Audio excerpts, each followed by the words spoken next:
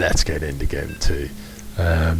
Game 2 is going to be on Prime Terraces, and I don't know if you saw the chat in the corner there. This was actually NemesisFire's suggestion, and I don't know about that. If I was a Terran playing against the Zerg, I absolutely wouldn't have chosen Prime Terraces. But, you know, it's all good. So terraces, either player can expand very quickly and straightforwardly, but it's this gold expand that is going to absolutely mess with everybody's heads. These gold mineral patches yield higher returns but run out more quickly. You can see that each patch is only worth 900, but up here each patch is worth 1500. But each time an SCV pulls a mineral from this, it is worth 5, but from here I think it's worth 7. So the same number of SCVs get you significantly higher rate of income from here. For that reason, given that Zerg players pretty much always open with either hatch first or a very early expand, Prime Terraces as a Zerg player allows you to accumulate vast amounts of minerals very, very early indeed.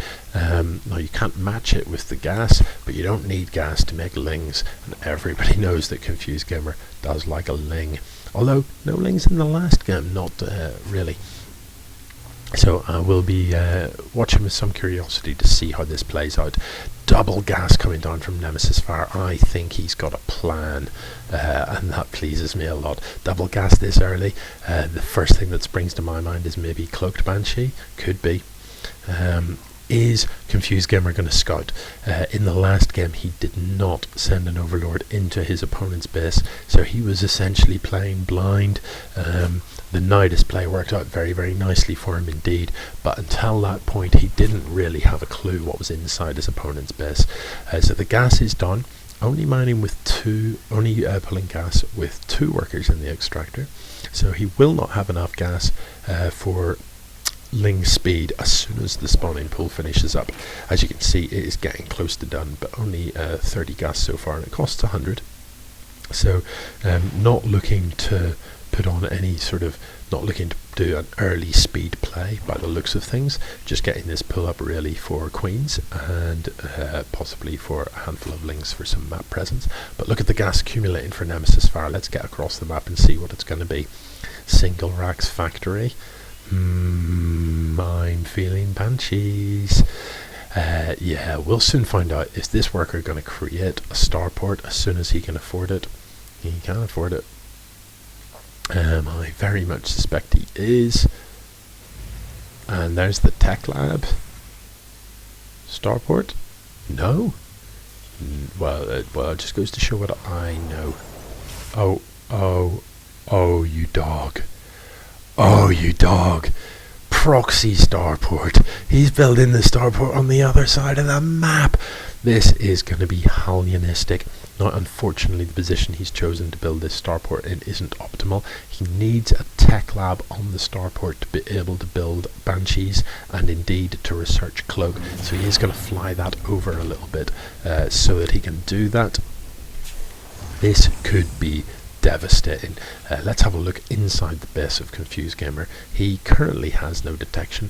3.5 minutes is still reasonably early, but it is generally about the 3.5 to 4 minutes mark, sometime in that scale, that I start to think to myself, have I got any anti-air? Have I got any detection against, say, whatever comes, whether that's DTs or drops? Fast drops can get into your base at about the 4 minute mark. Banshees can get into your base just after 4 minutes, and Oracle turns up between 3.5 to 4 minutes. So there's all sorts of good reasons for this to be the time to be dropping that spore, and it isn't happening just yet. These lings parked outside waiting for anything to move out. The expo going down. Again, you know, you've got some units here. I'd like to see them moved into a defensive position, because it would be very easy to run in with a handful of lings, maybe 4 lings, and just delay this expansion. And here is a large number of lings. Bearing in mind that, you know, Terran bases can be lifted off and such.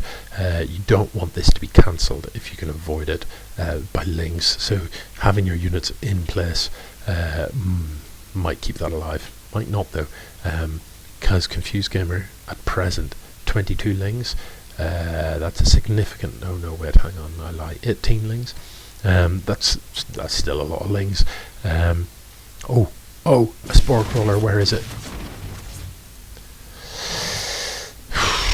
So the Banshee doesn't have cloak yet. How far away is cloak? It's just finishing up. These queens will instantly become useless against it. You can't focus on that. Just let that finish, but kill as many workers as you can. And look, this Banshee has 2 shotting workers. He can kill workers a lot. Don't shoot the queen. Let's just keep an eye on him. 9 kills so far, 10 kills. Oh my goodness, is there another Banshee coming? Of course there is. The spore is down over here, so that will help a lot. I think he can probably pick off this. Yep. And continues to get kills. 14 kills. This is absolute savagery. He is going to take out the queen as well. Oh my goodness, queen, you're dead. Look how effective this has been. Oh no, there's no spore down here. There's no anti-air down here. If NemesisFire realised that, he could have had a field day in there. Look how long it's going to take for a queen to get the whole way down there to defend that. And here, Banshee's coming back. He is going to see it. Where's the other Banshee? I have no idea. Here it is. Get into this base, dude.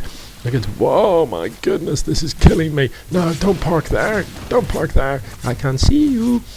Meanwhile, ConfuseGamer has forgotten that he's got a lot of lings parked over there. This would be the perfect time for a counter-attack, because you can be sure NemesisFire is watching these Banshees do their work. So a good time to simply A-click those lings into that base in the top left. And there they go. But look how much work these are getting done. 28 kills. That is sickening. Oh my goodness. I didn't realise there was that many siege tanks.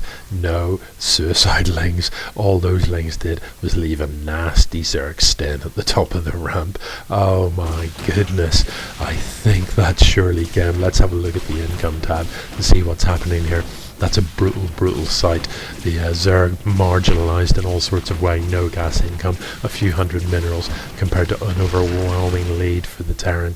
This Banshee with 12. The other Banshee had, I don't know, 30 before it went down. There's no workers here. There's a handful here. Oh, what a miserable sight.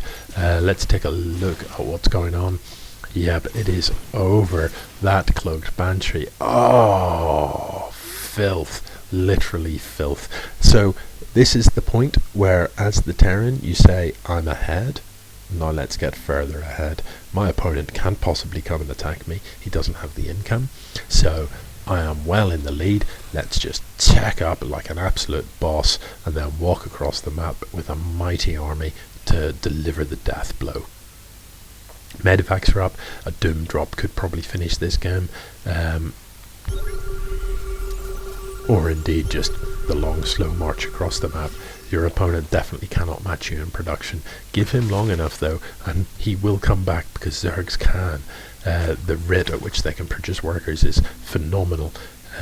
But do bear in mind, because of the nature of a Zerg, if they're building workers, they are not building units. Now what we do see, although his income has been severely damaged, ConfuseGamer does have a substantial bank. So he can actually recover this with alarming speed if he puts his mind to it. Already, I'm sure if we check the income tab, we see that that has doubled already in that short space of time. Still no gas income though, so the only units he can really consider building at this stage are lings, and lings against this many siege tanks in any sort of reasonably placed positions are not going to do very well at all. Siege tanks deliver splash damage, and as you can see, the damage from the cannon is 35. Now if I just find you a ling to click on, well, I can't because there aren't any on the map. A couple of siege tanks, one-shot lings. What that means is, given the splash as well, is that 3 siege tanks like this obliterate packs of lings in single shots. They literally just obliterate them. So we finally do see some units being produced by the Zerg. The army supply, however, massively in favour of the Terran, as you would expect. Now what's this? He's going to go in with a Liberator just to add insult to injury. And the Liberator's going to get a little bit of work done, and maybe just shut down mining in this area. Liberators are pretty brutal. A Liberator will, if the queen is not careful, Liberator will make relatively short work of a queen, depending on how well it's positioned. Oh dearie me. Yeah, I don't mind seeing a Liberator go in here at all. If the queen goes around the side here, it should be able to see this off. But look how quickly it takes that queen out. The queen needs to stay out of that liberation zone, otherwise it just dies in 3 shots. I think it's 3. Yeah, I think 3 shots. Yeah, so this is really annoying for ConfuseGamer. He's trying to macro back up. We look at the supplies. He's doing a pretty good job of it so far. You can see that the worker supply is now almost even. If I check the income tab, he has in fact surpassed the Terran income in minerals, but still lagging in gas. Now, tech-wise, talk to me about tech. We have 2 eBays for the Terran, and +1 has been done. We have got the armory, no upgrades coming from that, but the armory does enable higher than +1 out of the eBays. We have siege tanks in production. We have a lot of medevacs. We have a fairly substantial number of marines right there. This force cannot win against that. It is going to take a pasting against that, especially look how tucked up into that position it is. There's no way Lings can get us around on there. What they can do though is run in here and cause a lot of hurt on these workers. So I'd quite like to see a siege tank maybe positioned in at the back here. Possibly a bunker here to block Lings from getting in round the back. Those types of plays can be very, very useful indeed. That type of building placement, to make it awkward for the Lings to get back. If you force the Lings to funnel through a small choke with a single siege tank in the back, it can just deliver so much damage to them. Especially if there's a bunker there with the marines in it, just do the kind of killing blow after the tank has softened them up. So this is very defensible position by NemesisFire. These Lings and Roaches have no upgrades whatsoever. Meanwhile, the Terran stuff still at 1-1. And is ConfuseGamer going to move in here? He has given away his position. It looks like he is going to go for it. Now the siege tank on the high ground there is battering away, but it will be doing quite a lot of splash damage to its own units. So snipes the CC and manages to get out with minimal losses. That was a very, very successful move for ConfuseGamer. Didn't really kill any workers, but taking out the command center will have quite a substantial impact on potential earnings. Unfortunately, is he going to chase this the whole way down? I think NemesisFire realizes that he should have the superior army and is going to chase it down. Now, army supplies are actually remarkably similar, but look how well positioned that is. That's just going to be delivering all sorts of damage. Don't walk into the liberation zone, you're going to get squashed. Those upgrades helping a huge amount as well. The medevacs just making these units worth twice their value. And if I check the army supplies again, you can see that the Terran hasn't dropped significantly, while the Zerg, in the absence of any tech, has plummeted. So there's the GG, and we go to 1 game apiece. This is awesome stuff. Yeah man, well played all round, like that a lot.